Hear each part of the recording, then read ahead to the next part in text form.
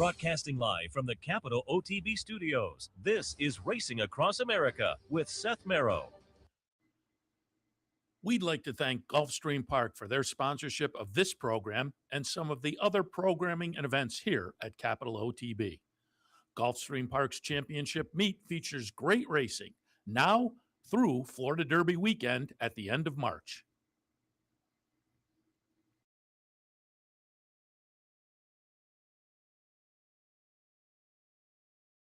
Good morning and welcome to Racing Around the World, as it were, Racing Across America by name, but we have the Saudi Cup on the agenda today. That's coming up a little bit later on. We've already put some Saudi Cup undercard races in the books. That fifth race just wound up, the dirt sprint. It was a Bob Baffert runner.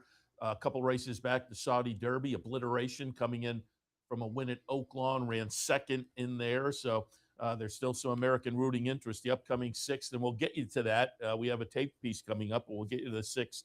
Still about 25 minutes away, I think.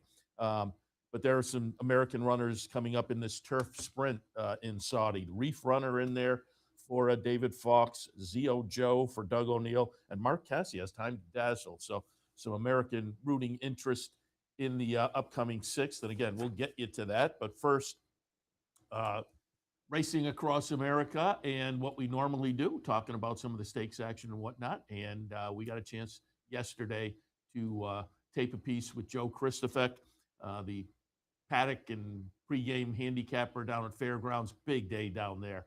The Risen Star, the Rachel Alexandra, nice undercard of stakes. We hit on all the stakes with Joe. That's coming up just in a moment. After that, again, we'll get you to the Saudi race. Then a little bit later on, we'll be joined by Frank Vespe from the racingbiz.com. They do the great work covering the racing news in the Mid-Atlantic region, and we'll get Frank's ideas at Laurel today. Laurel with a couple of their traditional stakes and two more as well. But the General George and the Barbara Fritchie are this afternoon at Laurel, so we'll talk about those a little bit too. Naira with an relatively early post time today, 12:10, so we'll get you their pregame as well. One reminder, first of all, if you want to come down to the Clubhouse Racebook, we are now open. We opened early today for the Saudi Cup, but a little bit later on, there's a $100 win-a-bet promotion. So come down and have a little extra fun today at the Clubhouse Racebook. All right, let's get to it. As noted, we caught up with Joe Kristufek yesterday and went over all the stakes action this afternoon at the Fairgrounds. That's up next.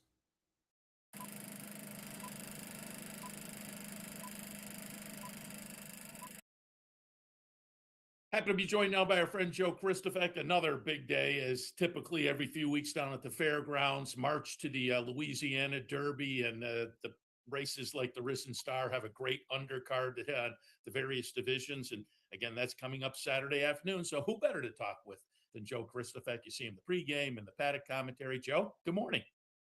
Hey, good morning, Seth. You know, a lot of people think of a Louisiana Derby Day as the biggest day here, but arguably the Risen Star and the Rachel Alexandra are our two biggest preps if you just look at the history of those races.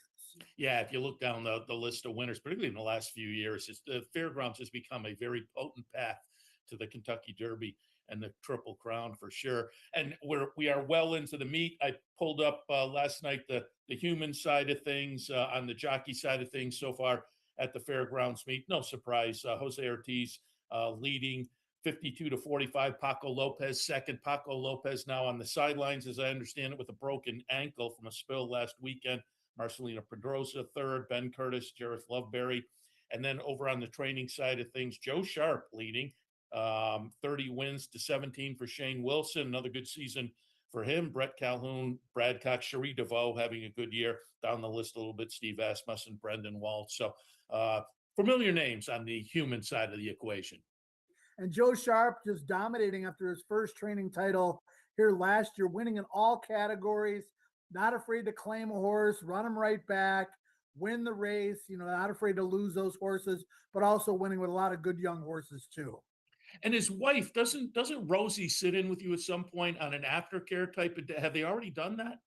Yeah, we've done that. It was the beginning of January this past year. I think it's going to be the beginning of January every year. It's New Vocations Day at the races. And we basically dedicated a whole day to talk about, racehorse aftercare, raising awareness, how you can adopt a horse, how you can get a horse adopted that's ready to retire. I think we're the only track in the country that does that. So very, very proud of it. It's important. Yeah, and you guys do a great job with that. And again, Rosie will sit in during the afternoon and, prominent jockey back in the day. And now nice to see her still involved in that fashion. All right, let's jump in. First of all, again, we're taping on Friday, but I took a look. It looks like there's a chance maybe for some light rain, but it looks like weather will hold up tomorrow. Yeah, this is the end of parade season with Lundi Gras and Mardi Gras coming up on Monday and Tuesday. Forecast looks great for those days. If we're going to get any rain, according to my weather sources, it looks like it's going to be Saturday night after the races and mostly when we're asleep. So Mother Nature could not have timed that any better. We've had a good winter here overall, Seth, maybe one cold week, not a lot of days where we've been off the turf, unlike last season. So I know you guys are getting hammered on the East Coast. I know the Midwest, Kentucky, Chicago has had a little bit of a rough winter too, but we've been very blessed so far here. Yeah, just again, I always like to live vicariously looking at you and over at the Florida tracks. And it's been a rough winter up here, no question about it. But it'll be fun to watch the big day on Saturday. We'll kind of work our way back from the highlight of the day. Grade 2 Risen Star, $500,000 up for grabs, 1.125 miles the trip. I'm going to pull up a couple of replays actually as we're talking. The two logicals to me. Paladin, looking forward to the return of that one for Chad Brown. We're going to take a look at the win in the Remsen, start number 2, and step right into graded company. Look pretty good. Comes off a layoff, obviously, but Chad Brown pretty good there. And we'll also take a look at Golden Tempo, the Cherie DeVoe runner, who really impressed me in the Maiden Breaker, coming from out of the clouds, and then followed it up with a similar performance in the Lecomte. So 2 for 2 so far for Golden Tempo. Renegade and Paladin, they hook up again on the grandstand side. It's Balboa who's in front. Paladin and Renegade battling on in between horses, and the boys are at it again. It's Paladin and Renegade. They've got a 16th left to go. Paladin to the outside edge is clear. Paladin will win the Grade 2 Remsen. Paladin wins it over Renegade. Balboa finished third, and courting in 1 minute 50 and 4. For this final furlong, charging on the outside is Chip Honcho, still right there battling away. And here's Golden Tempo, who's rattling home up the rail for Jose Ortiz, but well inside the final 16th. It is still Corsa Street. Golden Tempo coming full on. Golden Tempo is a top-notch victory. Golden Tempo has rallied to win the Lecomte. They both stand out to me, but Chip Honcho's maybe a little bit interesting. Courting, what did you see in the Risen Star? I mean, I think you pretty much nailed it. And we did talk about Cherie potentially having the exacta in the Lecomte the last time I was on with you with Golden Tempo and Mesquite. Unfortunately, Mesquite is now off the trail. That was just announced this morning. So he's going to be taken out of the Kentucky Derby future wager pool on Friday. We'll start with Paladin. I remember when he broke his maiden set, I said to myself at that time, given the pedigree, given the connections, this is most likely a Risen Star horse. And when he won the Remsen, obviously it backed it up. Chad Brown loves coming here. He was second in this race a few years ago with Zandon, came back, a couple years later and won the race with Sierra Leone, wound up running second in the Derby, Zandon third. Sierra Leone, of course, becoming one of the best handicap horses in the country, eventually winning a Breeders' Cup Classic. This horse checks all the boxes. The only concern, obviously, the layoff, but this has been Chad's plan all along, and I don't think it's going to be an issue. Yeah, and got flattered last week by Renegade, who looked good down at Tampa with the duel. Looking forward to seeing those two match up again somewhere along the trail. It's always fun when you get rivalries like that. But as I say, Renegade flattered them. What are your thoughts on Golden Tempo? As I say, you've been down there for the 2 performances. The horses that come from out of the clouds are always, to me, kind of favorite horses because they're always up against it. It's always thrilling coming down the stretch. And this horse lived up to it in the first 2 starts. He's got 3 things going for him. First of all, the obvious, which is he's lightly raced. He's only got 2 starts. So he should improve with experience. He still has upside.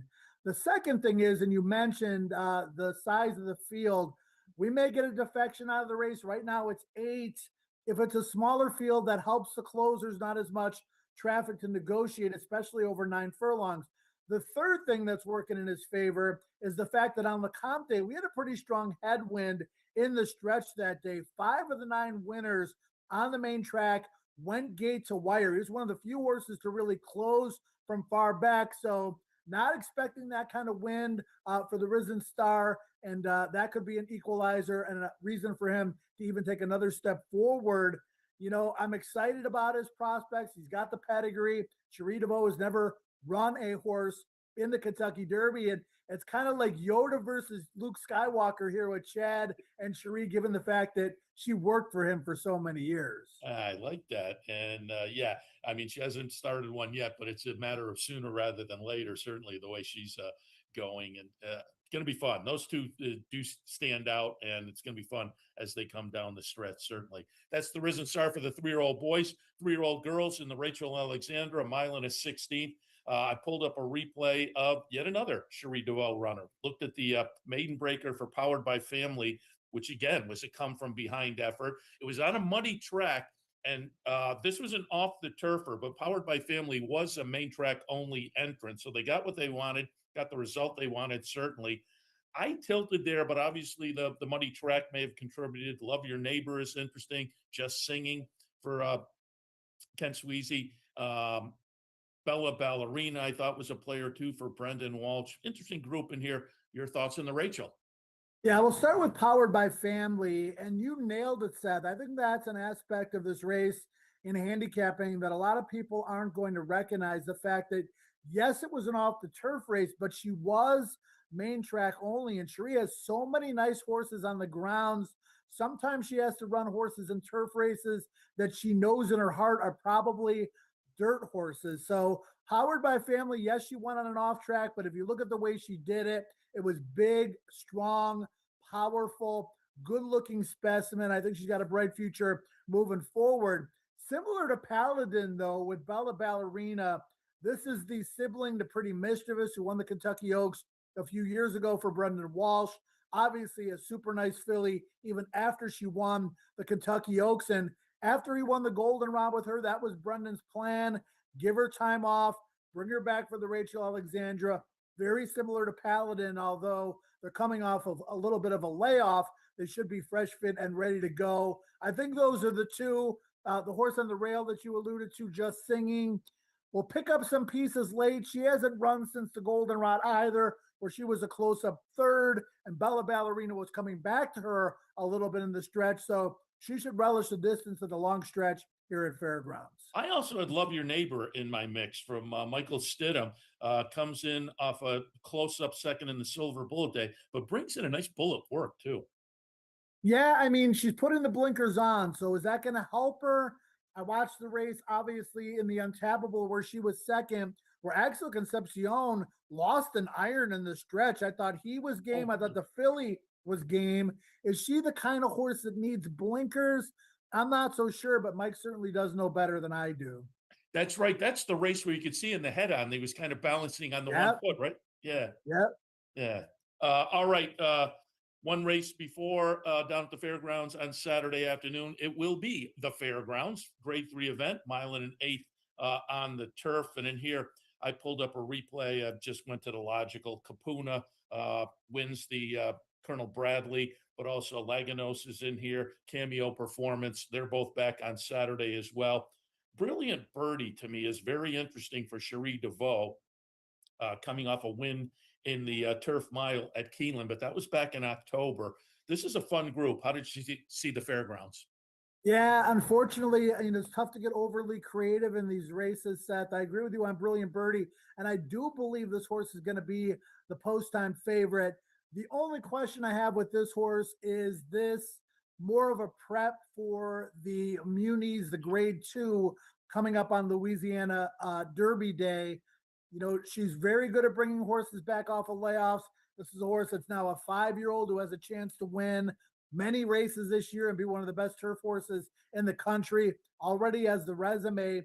Norm Cassie did a great job with Capuna, claiming him for $100,000, moving him to the turf. He's been a new horse since then. I thought the horse that ran the sneaky race in that particular event behind Capuna and the runner-up Gigante was Cameo Performance. He ran third, didn't have the cleanest of trips. He's a horse that I've always thought had a lot of talent, who hadn't quite put it all together. If I were to throw in a sneaky one at a price, it would be him.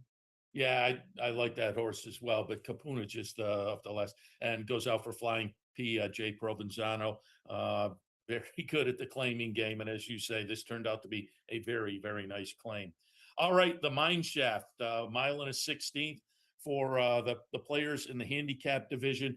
This is going to be a fun race for me because I'm gonna take a little shot with Accelerize in here over Hit Show. I think Hit Show will take a lot of action, deservedly so, off a second back in November in the Clark. But I had Brad Cox on with me 3 weeks ago or so, and he said game plan is get a little fitness in here and go to the Dubai World Cup. So the goal is the Dubai World Cup. Hit Show's still going to be the one to beat, but Accelerize last time, lately raced, wins the Louisiana in the first stakes try of the career and only start number 4. I think Pletcher has a nice one here. So I'm going to tilt slightly towards Accelerize, but what did you see in the Mine Shaft?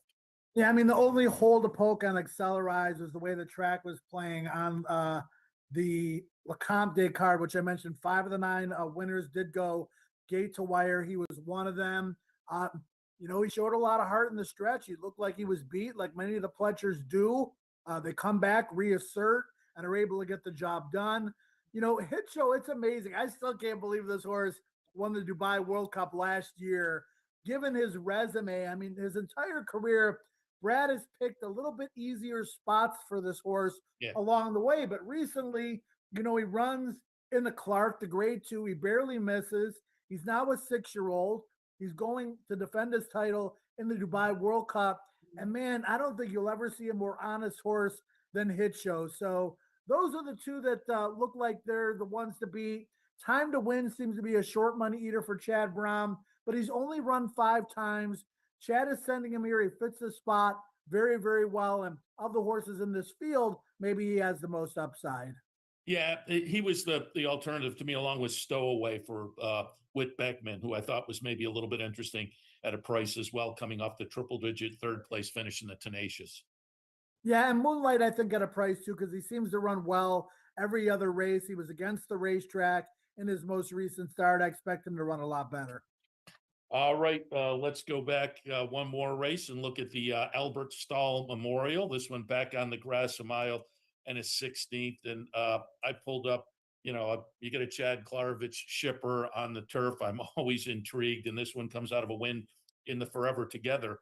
But that was the first race in over a year. Hasn't now raced since that November start. I went in that direction, but again, there are some question marks. Medoro is a little bit interesting, certainly off the win in the Krantz Memorial last time. Sweet Treasure for Brad Cox ran 6th in that Krantz, but I think might be better than we saw that day. Interesting field again in here. What are your thoughts in the Albert Stahl Memorial? Yeah, anyone that watches or listens to us when we talk about these big days, whether it's at Ellis, Kentucky Downs, Churchill, or Fairgrounds, knows we're not chalk eating weasels, Seth, but it's tough to get away from some of the favorites in these races. Oversubscribed, Chad Brown does an amazing job, kind of placing his turf horses, getting their confidence up, getting them to go to the next level, bringing them back off a long layoff. So obviously she's one of the horses to beat. Medoro, though, I mean, she's got lots of class.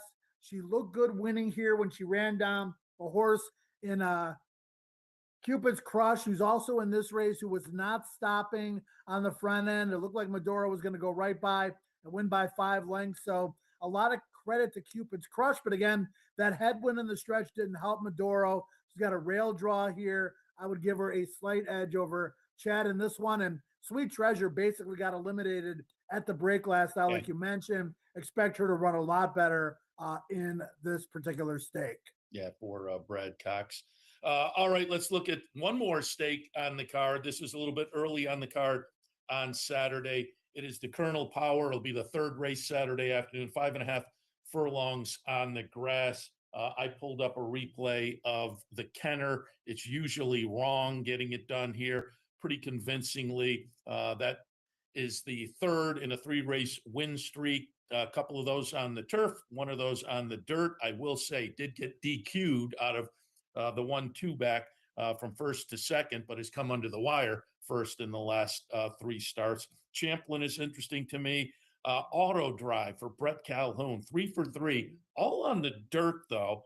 But that one could be intriguing if you get a little bit of a price pair. Rivers, interesting. What are your thoughts on the Colonel Power?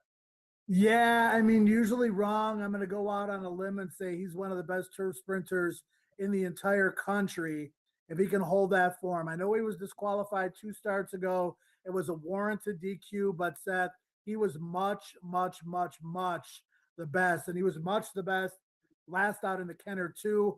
The rails are coming down. You got to understand this on Saturday. We've talked about this before, Seth, but one of the differences is the rails are out 28 feet Thursday and Friday. They're going to come down on Saturday. So there's going to be, we're in February now. There's going to be some fresh pats of grass on the inside. You got a horse that has speed, breaks well, that should go to the lead. Usually wrong. The horse to beat.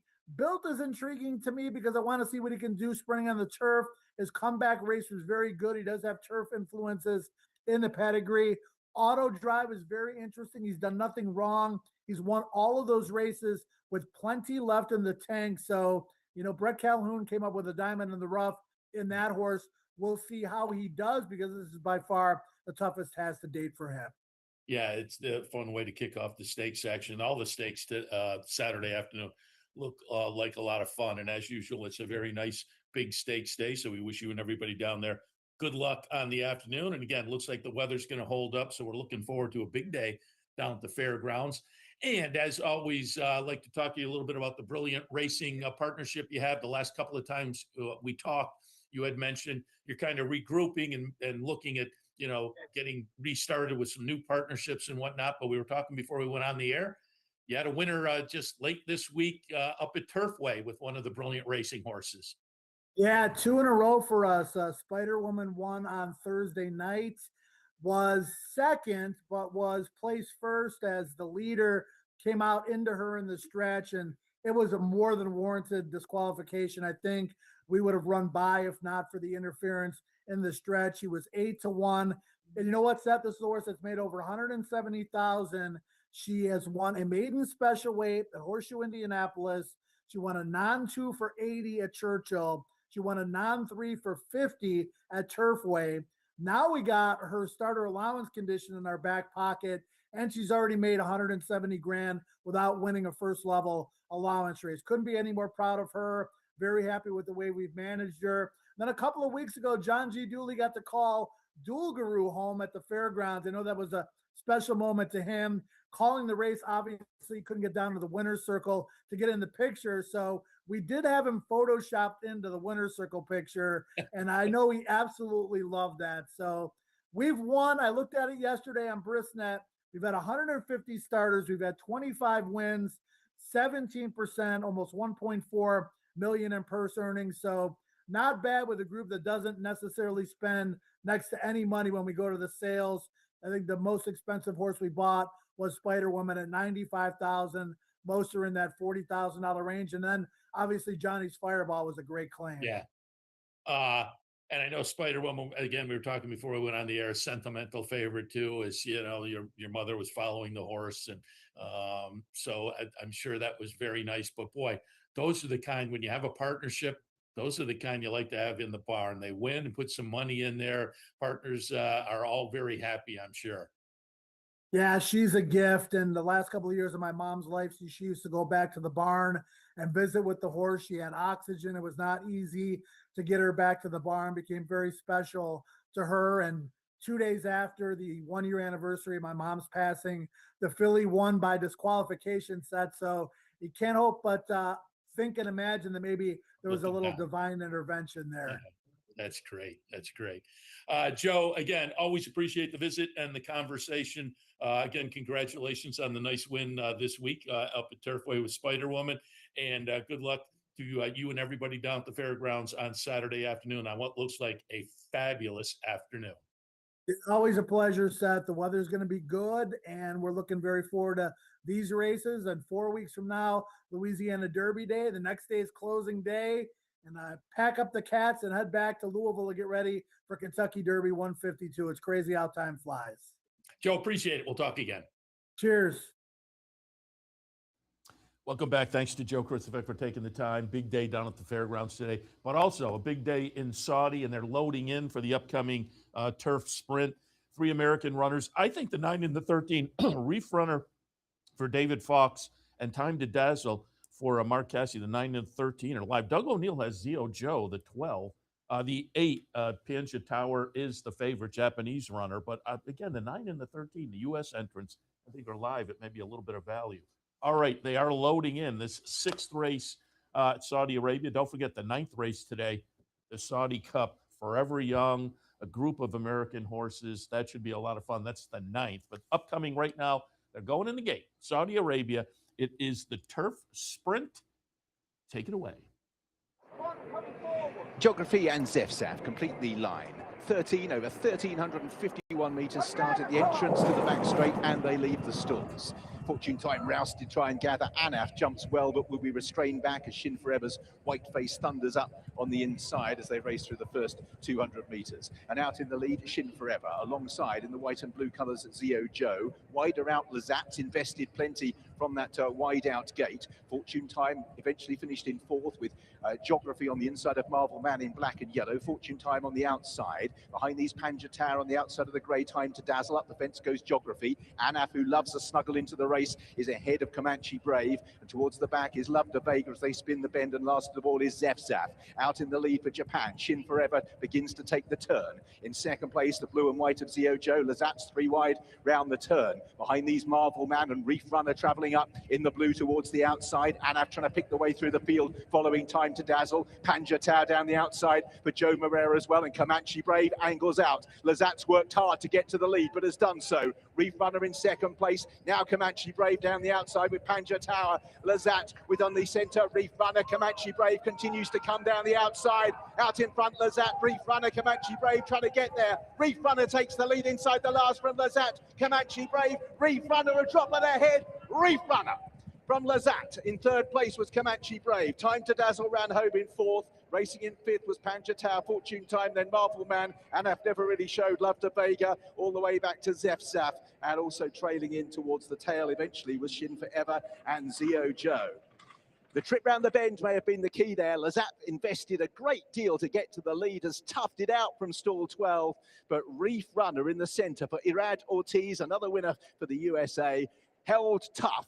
So did Lazat, to be fair. Comanche Brave was never quite getting there in time, and the filly Time to Dazzle ran well in 4th. The run time is 1:18.24, and number 9, Reef Runner, a winning runner from Lazat, maybe just from stall 12, just proved a little bit too hard to get over.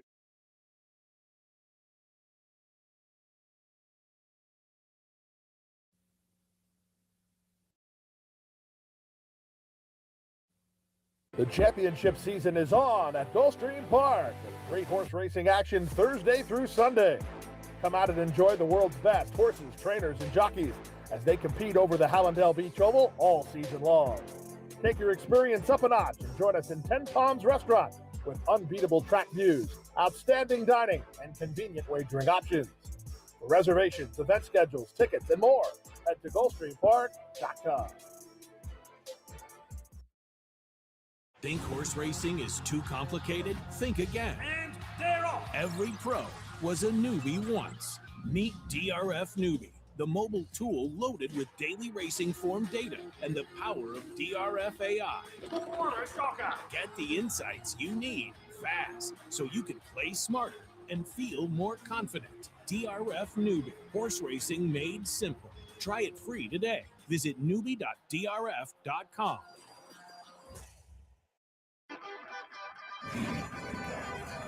Want to get your career in horse racing off to a fast start? Well, the University of Arizona's Racetrack Industry Program is your winning ticket. The Racetrack Industry Program has served as a springboard to some of the industry's most successful individuals, with a proven track record of job placement right out of college.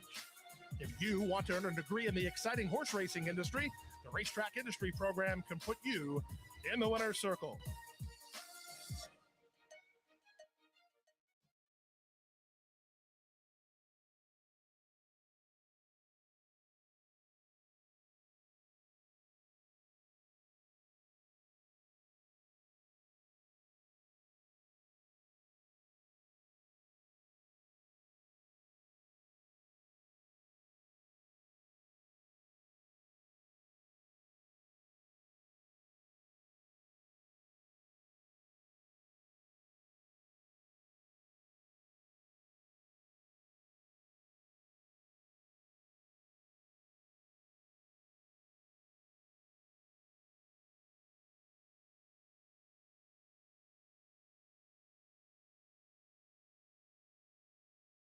Welcome back to Racing Across America. And as noted earlier, kind of racing around the world as we just watched the turf sprint from Saudi, and it was another American runner. I thought that the two I touted in there were live, including Reef Runner, and so that one gets it done with a nice ride from Irad at a generous, I think, 7-1. I said before the race that the favorite was Panja Tower. Actually, it was the horse that ran second. Lazat ran second in there, Comanche Brave third. But a nice win for Reef Runner in that turf sprint. And again, a little bit later on, the Saudi Cup, Forever Young, some nice American runners. And it's been a nice day for the Americans. Imagination won the sprint, just the race prior to this for Bob Baffert. And now we have a horse coming in from Gulfstream in the previous race, getting it done under IRAD. So again, plenty of U.S. interest to root for on the card all day long, including a little bit later on in the Saudi Cup. Started the show talking with Joe Kristufek about a big day down at the fairgrounds, Risen Star and the Rachel Alexandra. But now we'll shift our attention to the Mid-Atlantic because it's a nice day, as you get every few weeks down at Laurel. I like the Laurel winter season. It's a lot of fun. But a couple of the stakes today are really potent traditional stakes down on the Maryland circuit. We have the Barbara Fritchie and the General George in the mix. So who better to talk to than our friend Frank Vespe, the racingbiz.com, which does a great job covering racing in the Mid-Atlantic. Frank, good morning. Hey, Seth, good to be with you. Happy New Year. Happy to have you on board. And before we get to the stakes races, I said to you, I was out visiting the website earlier this morning, and I was visiting to see, and you wrote about it. And so I wanted to just pick your brain a little bit and get some memories. Boy, there were a couple of notable passings in the racing game just within the past few days. John Sheriff's a staple out in Southern California, passed away at age 80. I was shocked when I read age 80. He was here in Saratoga this past summer with Baez, and I interviewed him. I would not have pinned him at 80, but he had a great career. Obviously, Zenyatta, who we all love, John Sheriff. So he passed away a couple of days ago, but also earlier this week, King Leatherbury passed away, and he was a mainstay down on the Maryland circuit. A long career. I will tell people to go read your article because I didn't realize, but as you noted, his first winter, 1959. His last winter was just a few years ago. His biggest horse really came at the end of his career, really. Ben's Cat, who I think we all remember was just spectacular, had the last race of his career in 2017, but he was a winner of $2.6 million. And I think we have the stats. I pulled up the stats for King Leatherbury. You can see starts, wins, seconds, thirds. The money won, got in the Hall of Fame in 2015. But his wins over 6,500, he's fourth on the all-time list. Talk a little bit about, give your memories of King Leatherbury.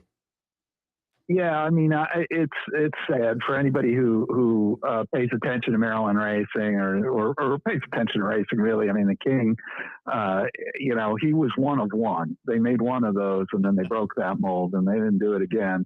And the interesting thing, I mean, the numbers are staggering. I mean, he won at least one race for 61 consecutive seasons.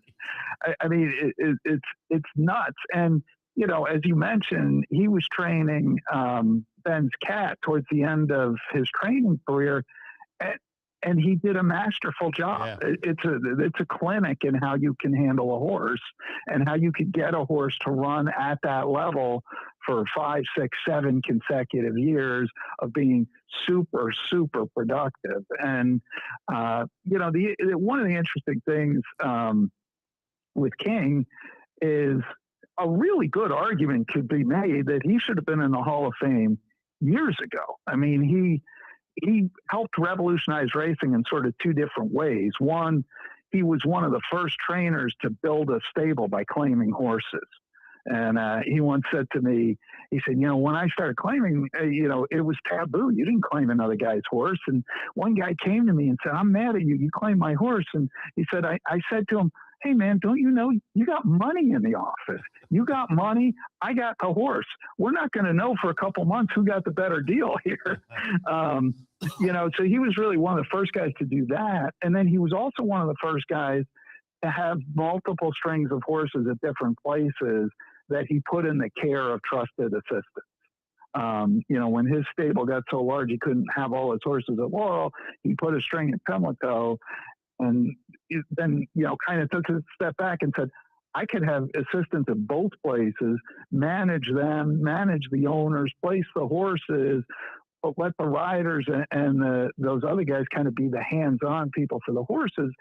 That's common now. I mean, you know, Fletcher, Chad, you know, Asmussen, all the guys do it now.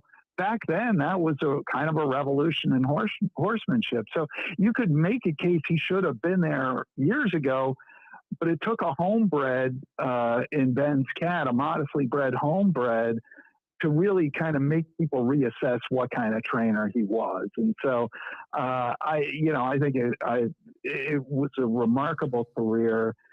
He, he kind of gloried in the attention, in a sense, almost not for the sake of the attention, I think, but because he enjoyed telling corny jokes so much. And, you know, all of the awards he got, he would come up and do shtick. And, he had that kind of Borscht Belt shtick. And so you always enjoyed that. And it's just an amazing career. And we're sad to see him go, but all you could say about a guy like that is he didn't get cheated. You know, he lived a big life. He didn't get cheated, and may it be said of all of us when we get to the end that we don't get cheated. Yeah, he was 92 when he passed away earlier this week. And I have his Equibase page right up. Limited starters, but he was training within the last 5 years. So just a really remarkable career. And again, you have a nice piece. You have a couple of nice pieces on him at theracingbiz.com. So tell people to go check that out. But I just, again, with those two really notable passings, I wanted to take a chance to just remember King Leatherbury a little bit. All right, let's take a look at some of the action down at Laurel this afternoon. What's the weather look like down there? Perfect. We've been in the middle of a deep freeze, same as everybody else in the East. Well, it's broken today, and it's supposed to be in the 50s this afternoon. So we're looking at, which is rare. You know, usually this day is cold. Sometimes it's raining or snowing. Today should be really nice. So tomorrow, going to get some rain. Today should be clear. So we're looking forward to that. Just what you want for a big stakes day. And as I say, the Laurel winter season is a lot of fun. Every few weeks there's a day like this. And so let's kick things off this afternoon with the Nellie Morse, $100,000 up for grabs for the Fillies and Mares, going 8.5 furlongs. I couldn't get past the obvious here. Brittany Russell, her husband Sheldon, scheduled to ride Complexity Jane, pulled up a replay of the carousel back towards the end of December. Complexity Jane is going to be, the number 4 horse in here. Running second will be Late Night Call. The Sky is Falling runs third. They're all back this afternoon. But Complexity Jane, 5 wins in 7 career starts. And coming in off of this nice win, and a nice win in the 38 Go-Go in the prior start. As I say, couldn't get past that one. But Navani is interesting to me at a price. Off the second place finish in the Geisha last time. Atlantis Queen comes in off a kind of a failed try against New York Reds in a stake in New York. But I think returning to Maryland, and maybe we get back to that race 2 back, makes that one interesting as well. What were your thoughts on the Nellie Morse? Yeah, I agree with you. Complexity Jane ran, last time out was really a pretty good effort when you consider, usually she's a horse that wants to be involved early, and she kind of was fractious before that race, got squeezed leaving the gate, found herself with some work to do, was able to do it. So you like to see that, a little bit different dimension. That's a positive. I think 2 other horses that are worth at least thinking about a little bit. One you mentioned already, that's Atlantis Queen.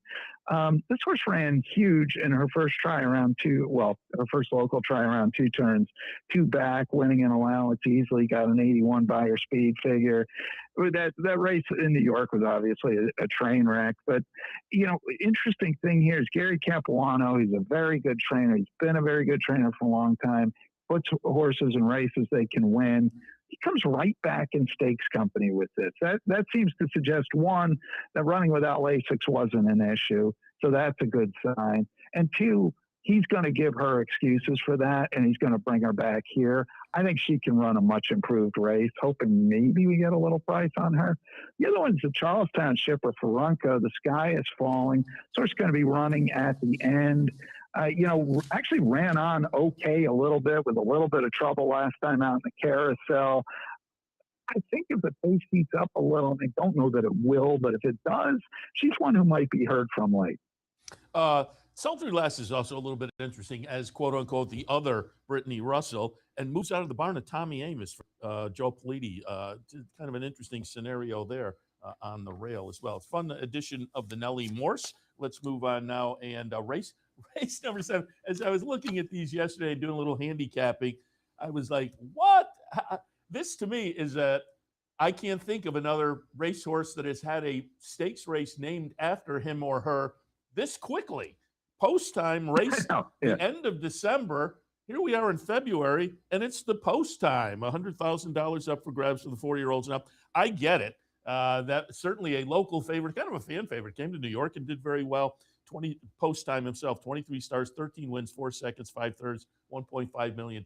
I get it, but wow, that was a quick turnaround to get a race named after him. And as I say, kind of deservedly so, but it's fun. I pulled up a replay here of speaking of horses' names, I always like the Confidence Folks show. Call Me Fast, the number 8 horse. This is the Chris Kringle on New Year's Eve at Parks. Gets it done in there. Comes back today off of that, which was the 3rd of a 3-race win streak. So brings in some good form, obviously. Jokester, interesting player. Jokester's interesting. And I did pull up, you mentioned scratches, and I did pull up scratches and change. Yeah, I don't see a jockey change. So I'm wondering if there will be a battle of the Eclipse finalists for Eclipse winner and finalist with Hazelwood riding as well down at Laurel this afternoon. But Pietro Moran, who walked away with the Eclipse Award for the Apprentice last year, scheduled to be on board for Kevin Attard. This one's interesting to me, coming up from Palmetto. So Jokestar intriguing as well. Your thoughts on the post time? Well, Hazelwood's horse is scratched, unfortunately. The 2 and the 4 are out of this race, Cadet Corps and Honor Mischief. So we will not get that matchup of Hazelwood and Moran. I can tell you that everybody in Maryland thinks it should have been Hazelwood. I'll tell you that. But no, he's one. I will say, like to your viewers, keep an eye on this kid. He can ride. He's gonna be okay. He's gonna be heard from. So he's had a terrific season. Yeah, I mean, Call Me Fast certainly arrives at back-to-back stakes wins at Parks with the Turkey Trot and the Chris Kringle. I think, who I think is a little interesting in this spot is Warp 9 for Harry Weiner, Frankie Pennington going to ride. I think they're going to send. I mean, I think they go to the front here. This horse looks to me to be the speediest of these.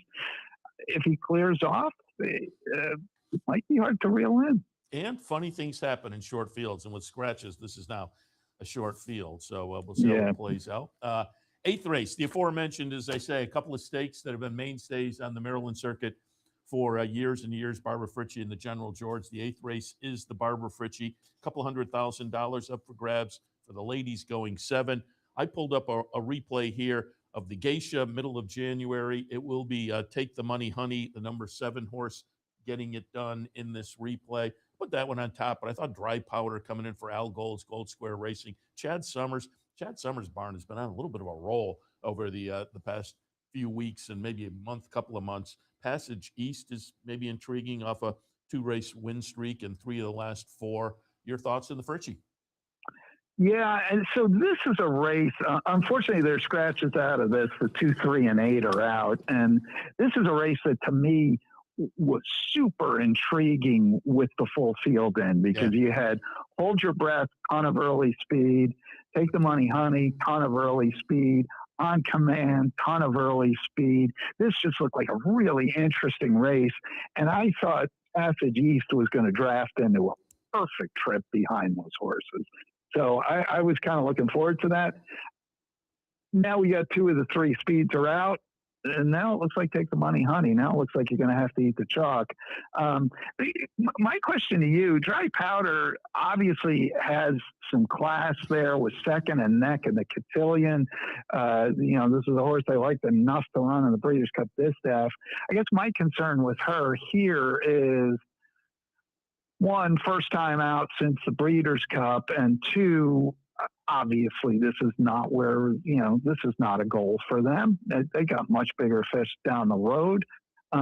So my concern with Dry Powder who obviously is again has the class edge, is, you know, she's not going to be at her very best today, probably. And is she good enough to win if she's not at her very best? I had all the same concerns, but I kind of mitigated that a little bit with the fact that this horse has been working down in Palmettos. And so that they elected to ship up from Florida to try this spot, I found intriguing. It seems like if they're looking for a starter, they could have found something down at Gulfstream. But I'm with you. No, I'm going to be sure. very interested to see what the horse does this afternoon. Yeah, no, I mean, I think, you know, they don't need her to win to be happy with where this campaign can go. Yeah. I mean, I think they look at her, clearly they look at her as a two-turn horse. And clearly if you went to the Breeders' Cup Distaff with her last year, that's where you'd like to get back to again. So I would imagine if she runs, you know, pretty okay race here, even if she doesn't win, they'll be fine with it. But like, I think for Take the Money Honey, for those guys, this would be huge for them. And so I would think she's going to be tuned. I mean, the other horse that I mentioned, I think Passage East is probably going to be second or third in this spot. Probably isn't good enough to beat the top two if they both run their best, but probably lands in third, probably going to sit back and try to make a run. Yeah, it's scratch reduced, but I think it is intriguing. The pace, as you say, kind of fell into the lap now. Take the Money Honey, and that may be the way it plays out. But there's some talented runners in here. Yeah, no, I agree, and I'm excited to see Dry Powder. I mean, just, you know, she got beat in that kind of grade one last year. That's not nothing. Yeah. So happy to see a horse like that come for this race, and you know, certainly you hope she goes on and does good things and flatters the race down the road. And I will be curious just to, you know, see what she looks like and see how she runs today. Again, I'm not going to probably have her on the top of my ticket, but you know, she could fill out the exacta for sure. I'm going to be interested to see on the scenario we've talked about here what the betting public does with her too. So it's an intriguing race, certainly. All right, ninth race today, General George. This is for the handicap division runners going 7 furlongs for $200,000. I pulled up the replay of the Jennings back on January 17th. It's going to be number 4, Quince Brew, getting it done. Running second will be Blue Kingdom. That one's back in today as well. I had Quince Brew on top, you know, just went kind of logical there. But I thought Slam Notion was interesting. Blue Kingdom, as I say, was second in this replay we're looking at. Comes in with some early speed and some decent form. Point Doom, if you're looking for an alternative, perhaps off a win last time. Your thoughts on the General George? Yeah, it is a pretty intriguing race. I do want to say, you mentioned Point Doom. We had our first Mid-Atlantic Racing Today podcast this week, and David Bushy, who's Bush Racing Stable, owns Point Doom, and David and his father Brian are the kind of partners in that. And kind of a cool backstory here: Brian is battling pancreatic cancer, and like 2 years ago was given 6 months to live. He's still in there pitching, and he was there when Point Doom won here last month, and is planning to be here again today to root his horse on. So this horse, you know, helping give Brian Bushy, you know, something to something other than chemo and treatments to focus on and cheer for. So yeah, it's pretty neat. And you know, that horse has been a lot of fun for them. He is a nice horse, and you go back to that last race, he looked like he was getting swallowed up at the head of the lane, and he kind of said, no, I'm not going to give in here, and he re-rallied. The thing I do like about that horse is he's got a ton of early speed, but he's also won races going a mile and a 16th. So he's got the fitness to kick on in the lane, even after setting a grueling pace. That stood him in good stead last time out. I kind of like Slam Notion here as my top choice. You know, he's 3 for 3 since facing older horses. He's basically had 2 off-color races in his career. He ran into Chick Lang, and that was a mess, and Robbie Bells kind of just took the hit on that one. And then he tried him on the turf, no good. Every other race he's run really well, and he's won his last 3. He took care of both Quince Brew and Blue Kingdom last time out in the Bender. He loves the 7 furlong distance. I think he's going to be able to work out a good trip from the outside, maybe sit off the speed just a little. And one of the things I liked about his effort in the Bender, he was sort of pressing the pace. His hand got forced a little early when some rivals came up to his outside. He had to quicken on a little more, maybe a little quicker than when he wanted to. And people have said, and rightly, that Quince Brew ran into some traffic at the head of the lane. Took him a little while to get loose to try to run him down. He didn't make any progress when he finally did get loose. Yeah. So, in fact, this horse was kind of inching away from him late. So, kind of like Slam Notion here. That's kind of where I'm going to land as a top choice. But it is a good group. I mean, Blue Kingdom's Best is good enough. I think Quince Brew, obviously, he's going to be the favorite here. I think Point Doom's Best is good enough. So I think there's about 4 different horses you could use here and think you've got a very legit shot. Yeah, it is a solid group of stakes quality runners. Nice card down there at Laurel today, as they say, every few weeks during the winter. A nice stakes card, and this obviously one of them with those traditional Maryland races, Barbara Fritchie and the General George. Speaking of traditional, I'm just curious. We were talking to Jeremy Plonk on our Derby show yesterday, Friday, and we were talking a little bit, obviously, Derby and Triple Crown, and mentioned the change up with the Preakness this year being at Laurel. I'm wondering, we're essentially right around the corner when you come to it. Is there buzz down in Maryland with the change up? I think people in Maryland at this point have whiplash from how many different versions of the plan we've seen over the last several years. So, what we've heard, the news here is, the Preakness is going to be here, which we have known. I mean, that's been a thing kind of that we've known about. But now it looks like the state is negotiating with the Stronach Group to buy Laurel and to keep Laurel as the training center that supports Pimlico. So I think everybody's heads are spinning a little bit. The Preakness is going to be a very interesting animal. You should definitely come this year, Seth, because it's just going to be an interesting animal. I mean, I am told that they are going to cap the number of tickets they sell at a very low number, like 5,000, which will be a nice crowd at Laurel, but much of the grandstand has no seats in it. So I don't know if they're going to use any of that. I'm assuming not. So I think a lot of the hospitality is going to be tents outside. There's basically kind of one road in the Laurel and one road out. So traffic will be a little interesting. I don't know what they're doing about the press. There's an upstairs press box, which is the traditional press box, but they might use a downstairs press box. There's a lot of questions out there right now. And I think there's less buzz and more like a giant question mark hovering over all of our heads. And as they say, for an event like that, we are kind of right around the corner. It's going to be interesting. But I did note the news that, they're looking to purchase the track. And I found it interesting that be a training facility. I like multiple tracks on a particular circuit because I think it freshens it freshens up for the fans, and you can keep the track fresh and whatnot. But at least it solves because it did seem like there was a dilemma where they would stable and train horses for a while, and I don't know whether that was the most recent one. Tom Rooney's family, their farm was being considered for it for a while. Well, in fact, so there was this Maryland Thoroughbred Racetrack Operating Authority that sort of conceived of this plan. And let's put it this way, no one will accuse them of having been the best operated organization in the history of time. And so they bought Shamrock Farm from the Rooney family. Oh, okay. Tom Rooney was on that board, was a member of the MTROA board, which always it seemed a little interesting that the board purchased the property from a member of the board. But the state dropped $4.5 million to get it. They got it. Now they've decided it really can't be made a training center in an economically feasible way.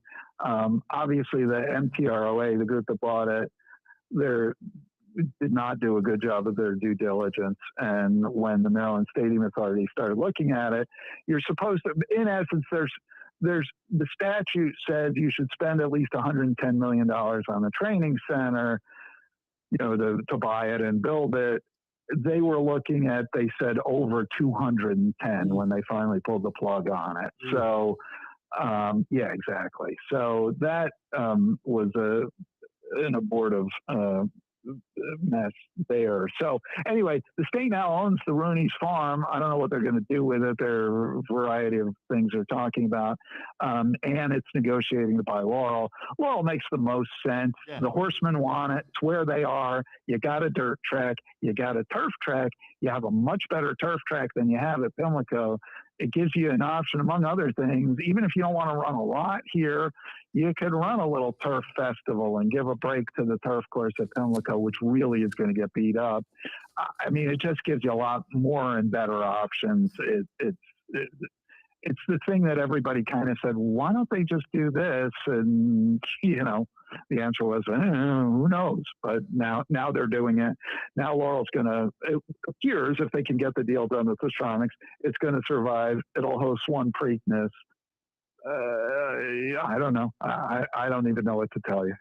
It's like nothing here has made a lot of sense in the last 5 years. I was about to say the last 20 years, but you're probably right. Honestly, the thing with Pimlico is, I started paying attention to racing in the 90s. That was the first time I went to Pimlico. It was in like 94, Tabasco Cat. And I remember walking in back then, this is 30 years ago, going, holy smokes, this place is like a downtown bus terminal. And people who have been coming to races longer than I have are like, oh yeah, back in the 80s, everybody thought Pimlico's a dump. Pimlico's been the problem no one could solve for 40 years, at least. Now we got a solution. So every year at the Preakness, somebody from the press or multiple people point out that the elevator doesn't work and all that. Hopefully that problem will be solved with the new Pimlico. But yeah, it's going to be interesting to watch over the next few months and really the next year or so as Maryland transforms. Because again, they've been a prominent player on the American racing scene, that circuit, for years and years, and hopefully it continues. But Frank, you do a great job of covering Maryland with the racingbiz.com. So we'll tell people to check that out. And if they do check that out, you alluded to the radio show, you and Nick Hondu, Off to the Races, which kicked off their season this morning. So there's a link over on the racingbiz.com for that as well. But Frank, appreciate the visit. We'll talk again. My pleasure, Seth. Thanks for having me. Look forward to talking soon. All right. Again, nice day down at Laurel. Big day down at the fairgrounds. And we continue with action at Saudi. They're about to kick off, as you can see there, the pregame show in New York. So I'll wrap it up for Racing Across America. Do want to alert you again, we have a $100 win-a-bet today promotion here at the Clubhouse Racebook, 711 Central Avenue in Albany. Saudi Cup is coming up. It's race 9. Banishing is in there. Bishop's Bay, Nevada Beach amongst the Americans. Nisos, Rattle and Roll for Kenny McPeak. And then foreign runners of note, Forever Young and Luxor Cafe. Again, that's the 9th race at Saudi. Should be fun coming up just a little bit later on. So stay tuned for that and all the action this afternoon. Again, including that great fairgrounds card, Risen Star and Rachel Alexander. Oh, and let me remind you also, today up at Woodbine Mohawk on the Selkie side, there is a mandatory pay in their jackpot high five. It's a 20-cent bet. You have to pick the first 5 horses under the wire. So, do a little pyramid. Pick a couple horses on top and maybe 3 in the second and go a little wider. 20 cents, you can put together a decent ticket and take a shot at that mandatory high five. It's the last race of the card up at Woodbine Mohawk tonight. Mandatory high five jackpot payout. And tomorrow, mandatory Rainbow 6 down at Gulfstream. So keep those in mind as well. All right, going to wrap it up for Racing Across America on this Saturday morning. Be back in, New York's going to kick off in just about an hour, a little over an hour. So we'll be back in an hour or so to get things underway in an OTB Live for Saturday afternoon. So we'll see you then.